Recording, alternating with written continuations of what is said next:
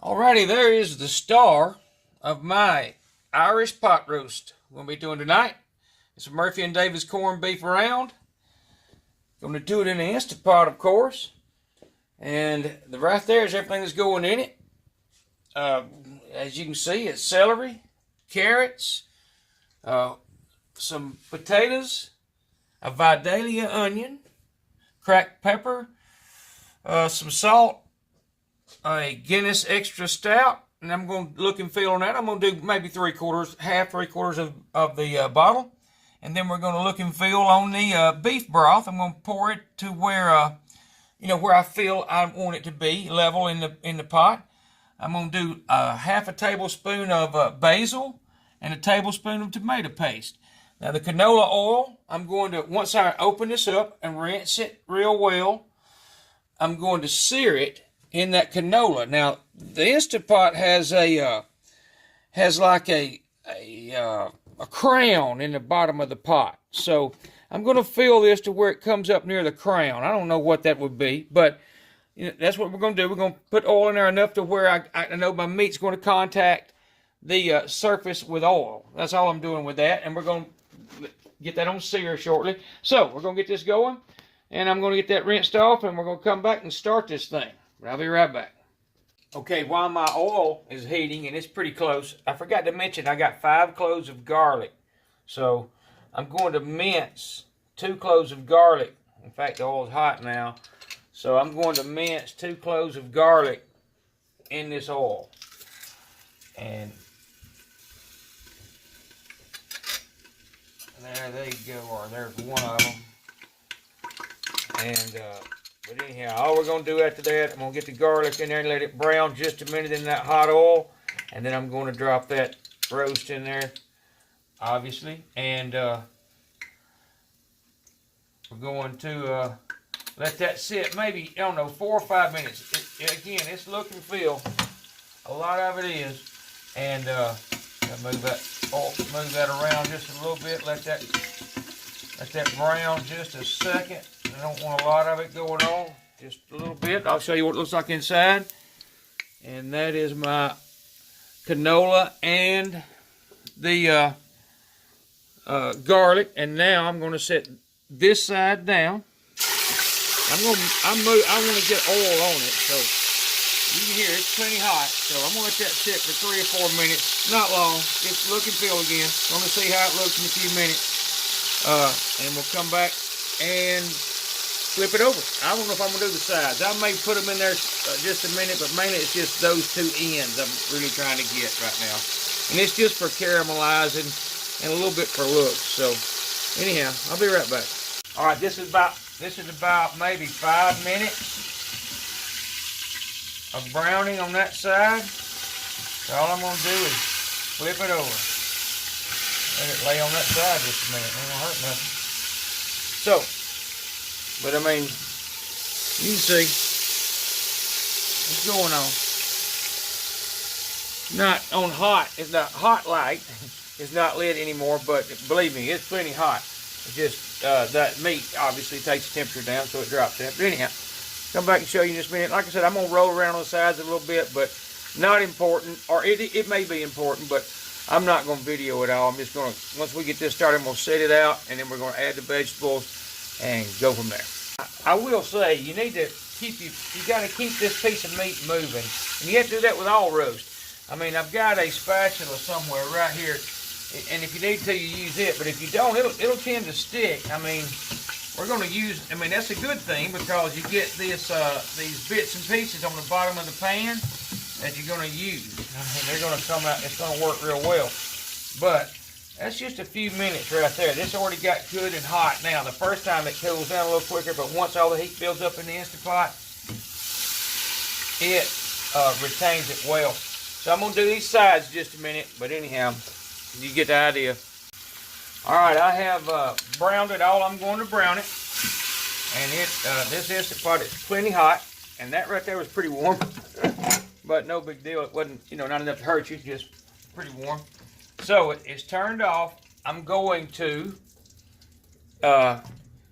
you can see in there, I'm going to take this beer Right now, while it's still pretty warm, I'm going to pour some of this Guinness Extra Stout and use it to deglaze with. So, what we got to do is just move it around a little bit to get those bits and pieces off the bottom, and it'll cool it down really quick, and it should clean the bottom of the pot really well. It usually does. So, and you can see it is. It was, you can feel it if you can't see it, but you can see it. It's cleaning up real well. So, maybe just a little bit more. And all I'm going to do is deglaze with that. So that's about a half a bottle right now. And I'm just going to deglaze with the beer. And then we're going to put, let it cool that down a little bit. We're going to put vegetables in there.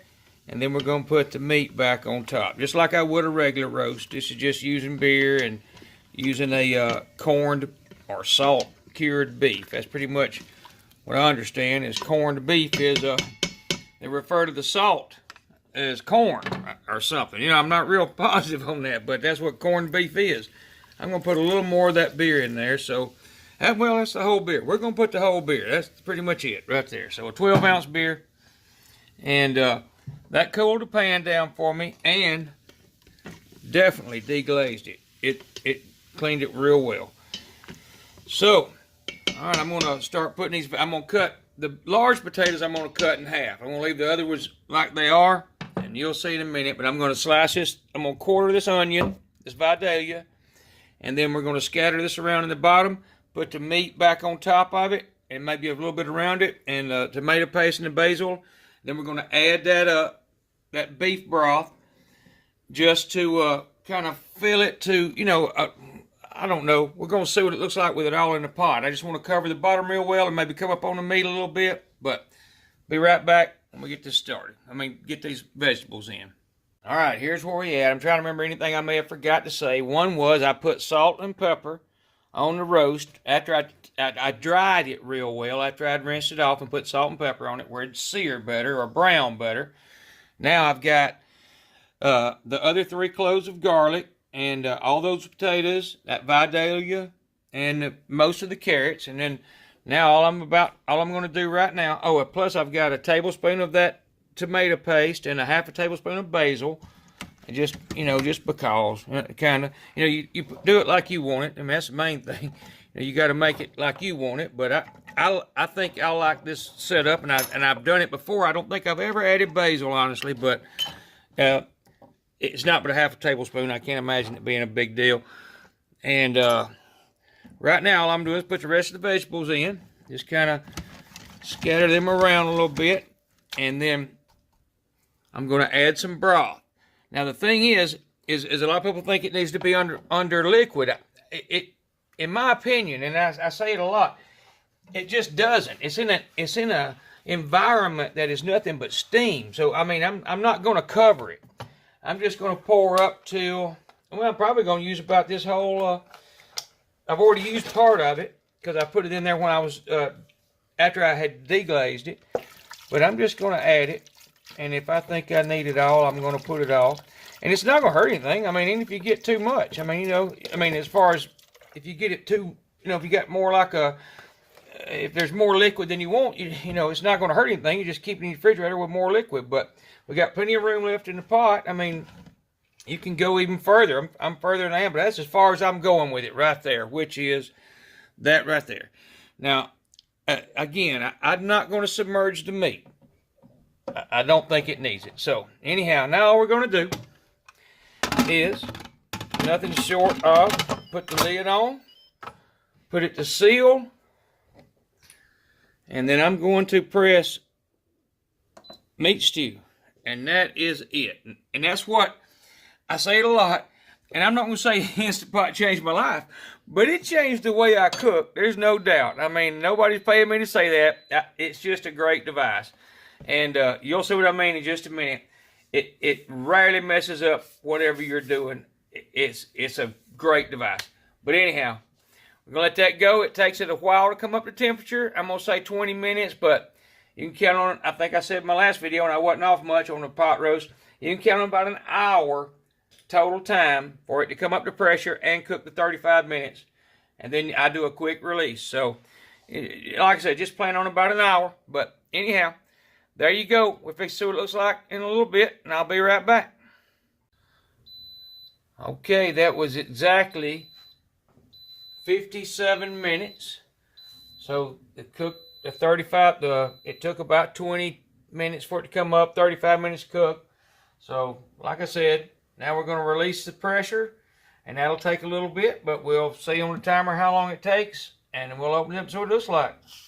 And as I always say on my videos, be careful where you have your hands. That's why.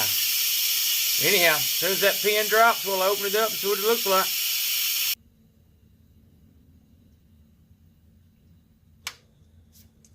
All right, there it went. So at 5 minutes, so what is that? 1 hour and 2 minutes. So to keep from fogging the camera, I'll hold it back just a little bit, but there you go. And I assure you, it's cooked perfect. They always are. The roast out of these things are fantastic. Like I said, did it for years with different ways. Crock pots, enamel coated cast iron. This is hard to beat. But anyhow, we will get that. I'm going to let that cool off just a little bit. We're going to let it cool down a minute, and then I'll get it on a plate, and we'll cut it up and see what it looks like. But I'll be right back. Okay, there it is on the platter. I sliced me a piece out and ate it. Murphy and David know what they're doing when it comes to corned beef, and it's fantastic. And not only do they know what they're doing, but so does the Instant Pot. And I mean, 1 hour cook time. The potatoes are fantastic. The celery and carrots are, absolutely great. And it's just an easy way to cook something. It's quick and easy, and I can harp on it all day long. If you've watched my videos before, you know how I feel about the Instant Pot. It's a great device. And all I'm going to do with that, I'm telling you right now, I mean, I cooked tonight and I ate myself, but it's really for tomorrow night, because I'm going to set all this right back in that broth. I'm going to pull this liner out. I'm going to put a lid on it and set it in the refrigerator. And tomorrow night when I come in, I'll put the liner back in here. I'll hit warm, and in a couple of hours, if I wanted it faster, I can, but I'm not. I'll put it in as soon as I get home. Long story short, it'll be ready for supper. It'll be ready to be ate, and it will be just as good as it was, if not better. All pot roasts get better over time. And the potatoes are great, and like I said, hitting warm, it won't cook them any further. I mean, not saying they need any further. They're just right, and it's simple. It's easy. It's one pot. It's everything. And that is an absolute great, to me, supper that's fairly easy. But anyhow, y'all have a good night, and come back to see me, www.jelly007.com. But that's my take on an Irish pot roast. And I think it's a great one. You should try it if you got time, or get the need for one. But anyhow, y'all have a good night. Come back to see me. Bye-bye.